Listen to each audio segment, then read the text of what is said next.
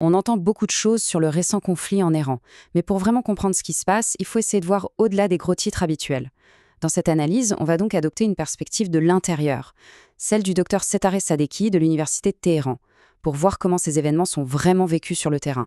Alors, il faut bien voir que pour beaucoup d'Iraniens, ce n'est pas juste un conflit militaire. C'est bien plus profond, c'est perçu comme un véritable choc des civilisations. Et cette citation, elle est parfaite pour illustrer ça.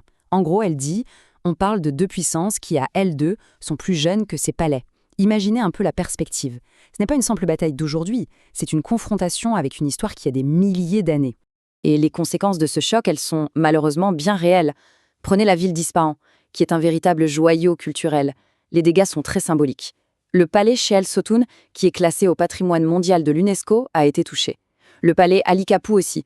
Et même les magnifiques et si fragiles carreaux de la mosquée Jamais ont subi les vibrations des explosions.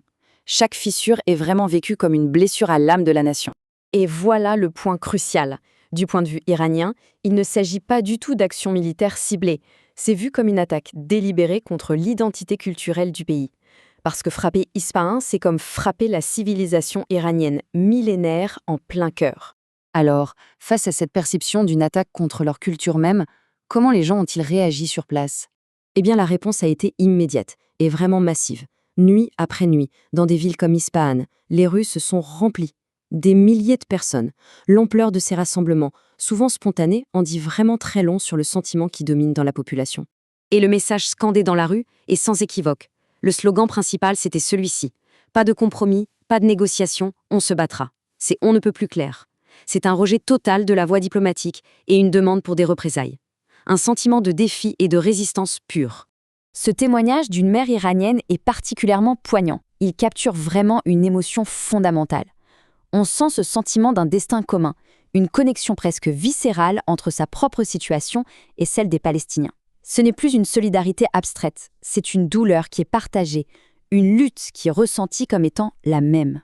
Justement, cette connexion avec la Palestine est absolument centrale dans cette histoire. Explorons un peu la logique derrière cette perception d'une lutte commune. Au cœur de cette vision, il y a l'idée d'un projet colonial. Dans cette optique, l'attaque contre l'Iran n'est pas vue comme un fait isolé.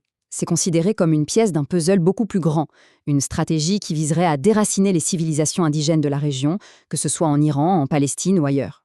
Et ce parallèle illustre parfaitement cette idée. D'un côté, on a la destruction à Gaza de sites qui ont des milliers d'années, comme la grande mosquée au Mari. De l'autre, les dégâts récents à Ispahan. La tactique est perçue comme étant la même. On s'attaque à l'histoire, à la culture, aux racines d'un peuple pour l'affaiblir. Pour résumer, tout ça converge vers une conviction très forte, celle que les peuples de la région font face au même adversaire et qu'ils sont engagés dans le même combat pour leur survie, leur souveraineté et leur civilisation. Mais attention, cette vision des choses, elle ne sort pas de nulle part. Pour bien la comprendre, il faut faire un petit retour en arrière et regarder l'histoire. La question à se poser est donc simple. D'où vient cette méfiance si profondément ancrée envers les États-Unis? Et la réponse, en fait, ne se trouve pas vraiment dans les événements récents, mais bien plus loin dans le passé. Cette chronologie est très éclairante. Contrairement à ce qu'on pense souvent, du point de vue iranien, l'hostilité n'a pas commencé en 1979 avec la Révolution. Le vrai point de départ, pour eux, c'est 1953, le coup d'État orchestré par la CIA contre le Premier ministre Mossadegh, un dirigeant laïque, élu démocratiquement, dont le seul crime était de vouloir nationaliser le pétrole pour que les richesses profitent au peuple iranien. La révolution de 79 vient après, pour renverser le régime qui avait été mis en place, et depuis, ce sont 47 ans de sanctions et de tensions jusqu'à aujourd'hui. C'est vraiment le point essentiel à retenir. Les racines du conflit actuel sont bien antérieures au régime d'aujourd'hui. C'est une mémoire collective de l'ingérence étrangère, une cicatrice historique qui façonne encore énormément la perception des choses aujourd'hui. Allez, pour finir, abordons un dernier aspect qui est assez fascinant. Le style de leadership en temps de crise, une approche qui est très différente de ce qu'on a l'habitude de voir.